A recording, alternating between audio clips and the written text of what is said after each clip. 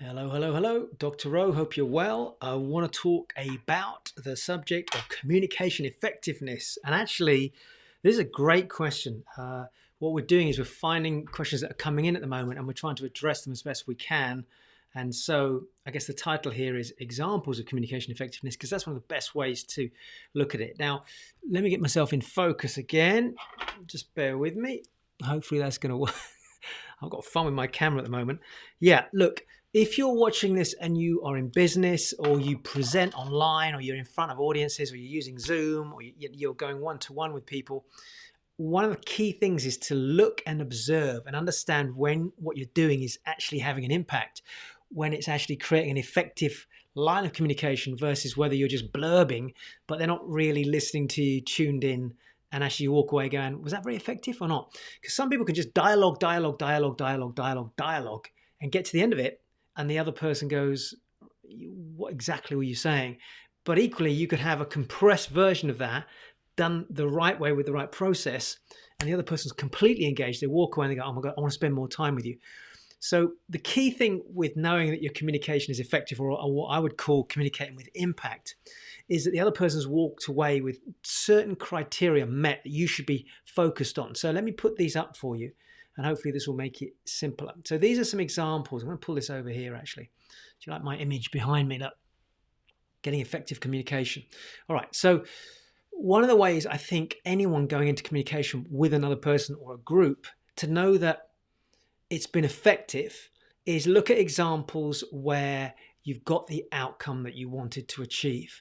So an example being two people going to a meeting, maybe it's you're raising money for a business and your outcome is you want them to say yes to giving you money, and their outcome is they want to be able to trust you and to feel comfortable that they're going to get a good return on their money, for example, or they're going to become part of a big project. And you're nervous about it, but you've got to go in with a really clear outcome. Now, to know that that communication was effective, you know that you've both walked away from that meeting or that presentation, however you want to do it, and each person's gone, yeah, I really enjoyed that and I've got what I want from it. That to me is an effective communication.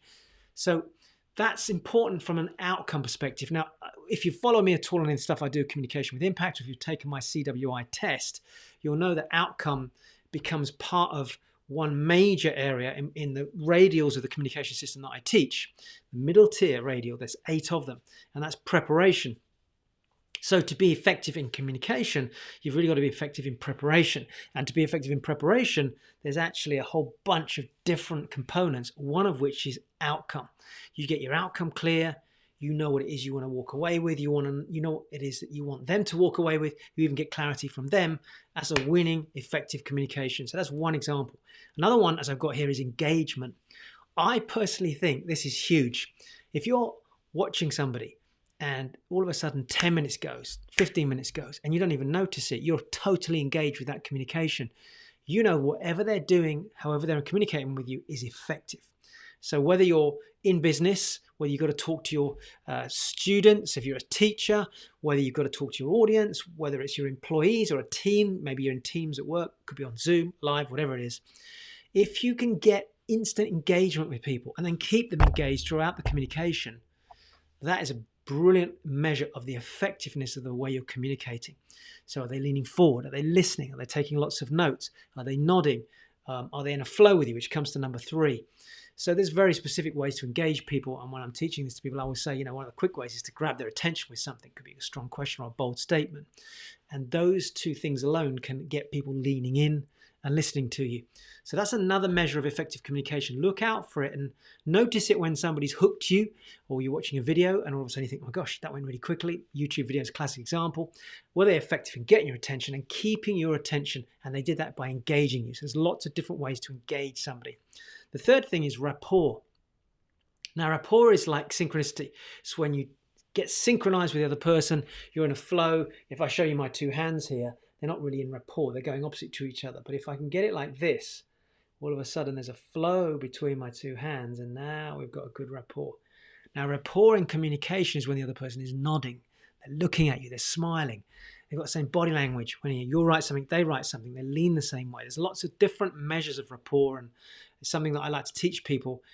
in the system that I teach, there's kind of you, there's the person delivering, them, the person that's receiving the information from you, and there's the environment with which you're communication, which you're communicating within. Them, the person you're communicating with.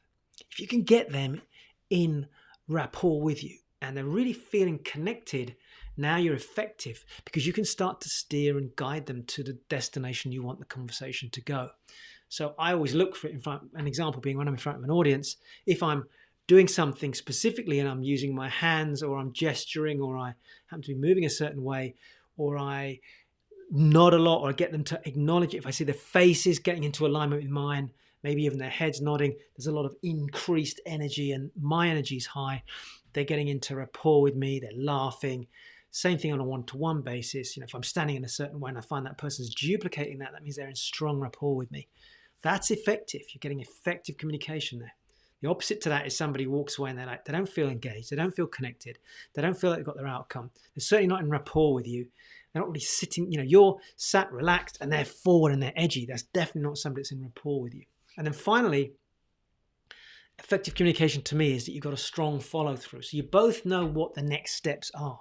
You and the other person, or you and the audience, if it's a meeting or your team, it's been an effective communication. If you walk away knowing what happens next, that was effective. You came to the meeting with an outcome, you got engagement, you got rapport, there was a win-win for everybody, and now this is what's going to happen next. So you've walked away and you've gone, yeah, they're going to do this, I'm going to do this. I'm going to provide this for them, they're going to provide this for me. Whatever it is, that communication led to a result, which then led to an outcome, which then led to a follow-through. And that follow-through is a clear indication to me that you've got effective communication going on. So hopefully that's useful. Definitely look for this. Even if you do nothing else over the coming weeks, just notice these 4 things and you'll walk away feeling as though you're more connected, but also more importantly, that you've been effective in the way you communicate. Good. It's Dr. Rose signing out. Now, a couple of notes here. I wanted to just say, if you want to comment on this video, there's any insights from this, please feel free to do that because I love it when people go, oh my gosh, that's great. I'm going to use this in my job, my business or wherever.